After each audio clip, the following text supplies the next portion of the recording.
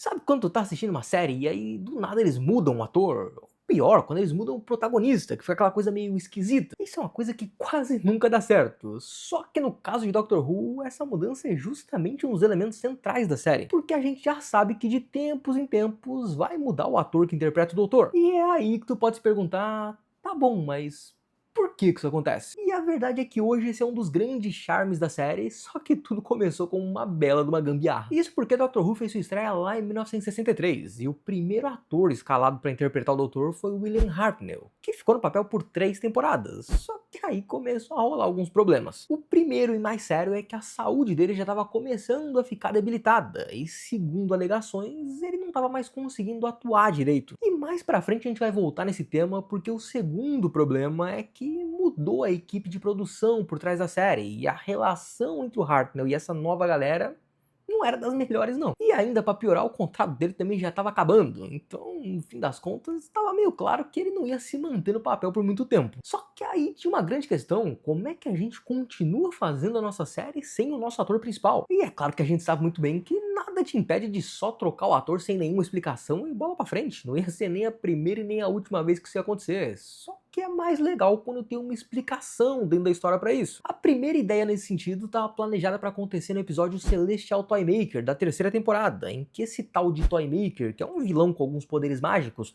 faria o Doutor desaparecer e na hora que ele voltasse já estaria com outra aparência, no caso já sendo outro ator. Só que por vários motivos isso acabou não rolando naquele momento, mas um pouco mais tarde eles tiveram uma nova ideia. O que eles pensaram foi: e se em vez de ser uma coisa mágica, sobrenatural, não fosse algo biológico? O que faz total sentido, porque se o doutor é um alienígena, a biologia dele pode ser de qualquer jeito, não precisa ser igual a nossa. Pode ser que tenha alguma coisa na espécie dele que permita uma forma de renovação. E eu tô chamando de renovação porque hoje em dia a gente conhece esse conceito como regeneração, mas esse é um termo que só foi surgir um bom tempo depois. Nesse primeiro momento, foi pensado como sendo uma renovação mesmo. E essa renovação foi ao ar em 1966, no começo da quarta temporada, quando William Hartnell saiu da série e quem passou a interpretar o Doutor foi o Patrick Troughton. Inclusive, segundo consta, o próprio Hartnell teria aprovado o sucessor, dizendo que, abre aspas, só existe um homem na Inglaterra que poderia assumir o meu papel, e esse homem é Patrick Troughton. E se tu tá gostando do vídeo, já aproveita para se inscrever no canal, porque é nesse momento que eu preciso abrir um parênteses para voltar num assunto que eu falei lá no começo. Porque anos mais tarde o Hartnell disse que não saiu da série por vontade tão própria assim, e inclusive as próprias alegações de que ele não tinha mais capacidade de atuar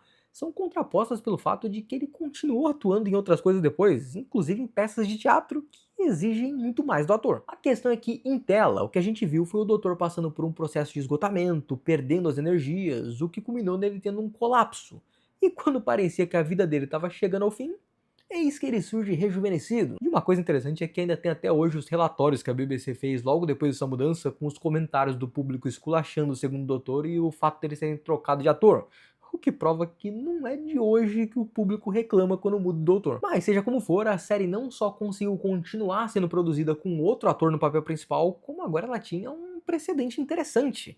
O nosso protagonista é um alienígena que pode mudar de corpo e de rosto sempre que a gente precisar. E isso é uma coisa útil demais para usar uma vez só. Então é claro que conforme o tempo foi passando, esse conceito de regeneração que começou com uma gambiarra para continuar a série, passou a ser um dos elementos centrais dela. E foi exatamente isso que permitiu que ao longo das décadas, vários e vários atores fossem se sucedendo nesse papel principal, sendo que atualmente a gente está na era do 15º Doutor, que é interpretado pelo Ncuti Gatwa. E eu trouxe essa informação porque muita gente que começou a assistir a série recentemente, ou que talvez nem assista, pode ficar numa dúvida e pensar: tá, então isso quer dizer que esse tal de doutor teve 15 versões? Se a gente for considerar só os doutores numerados que protagonizaram alguma temporada de série ou filme, como é o caso do oitavo, dá pra dizer que sim. Só que se a gente for considerar encarnações do personagem de forma geral, aí a gente já tem que levar em conta algumas outras coisas. A primeira é que no meio dessa sequência teve um doutor que não tem número e que participa de alguns episódios, que é o chamado Doutor da Guerra, interpretado pelo John Hurt. E ele é um pouco diferente dos outros doutores porque ele está inserido num contexto muito específico, mas isso é um assunto que demanda um vídeo para falar só sobre ele. O ponto é que se fosse só isso, até que tava tranquilo. O problema é que a gente tem que levar em conta várias outras coisas, como Timeless Child, Brain of Morbius, Doutora Fugitiva, Encarnações Pré-Hartnell, suposto espaço entre o segundo e o terceiro Doutor,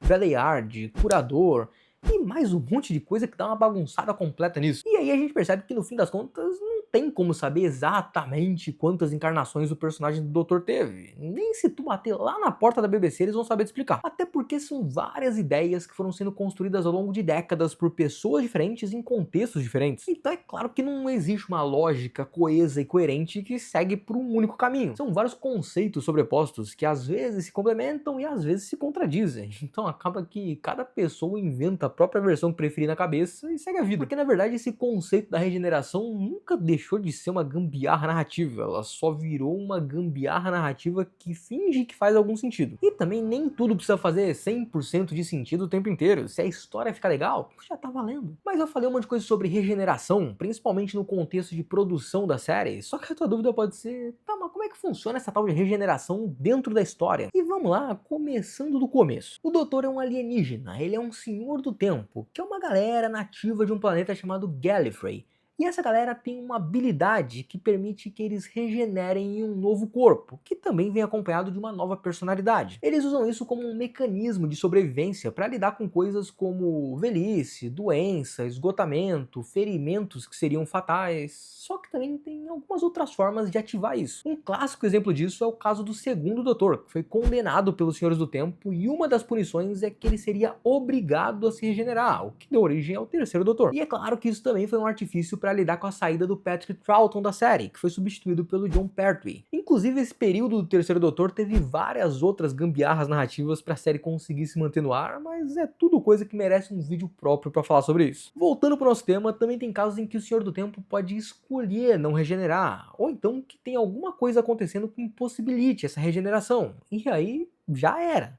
Porque por mais que eles tenham esse poder, não significa que eles sejam imortais. Inclusive, em algum momento existiu uma regra de que um Senhor do Tempo só poderia se regenerar até um máximo de 12 vezes, mas isso também foi uma coisa que foi vitimada pela gambiarra. Outra coisa que também já não é mais tão coerente é a origem desse poder de regeneração, porque em alguns casos era considerado que essa seria uma habilidade natural dos Senhores do Tempo, ou pelo menos uma habilidade que teria sido adquirida naturalmente em algum momento. Só que em outros, como é o caso recente de Timeless Child, se considera que na verdade esse poder teria sido criado artificialmente pelos Senhores do Tempo. As respostas definitivas para essas coisas, se é que existem, ainda precisam ser explicadas pela série, o que eu sinceramente não acredito que vai acontecer tão cedo. Talvez em algum momento eles decidam que eles vão sentar e reescrever todo o conceito da regeneração para criar um sistema definitivo que faça sentido. Mas eu não apostaria nisso aí não. Mas de tudo isso, essas aí são as informações básicas mais importantes sobre o conceito de regeneração. E se tu quer saber o que esperar dessa nova temporada de Doctor Who, se ela vai ser a última da série, e quais que foram os grandes problemas da temporada passada, eu tenho um vídeo falando exatamente sobre isso que tá passando aqui na tela. E caso tu se interesse, eu te recomendo assistir lá, porque esse vídeo aqui chegou ao fim. Se tu gostou, deixa aquela curtida pra eu saber, e eu te convido a se inscrever no canal pra não perder os próximos. Então, até a próxima!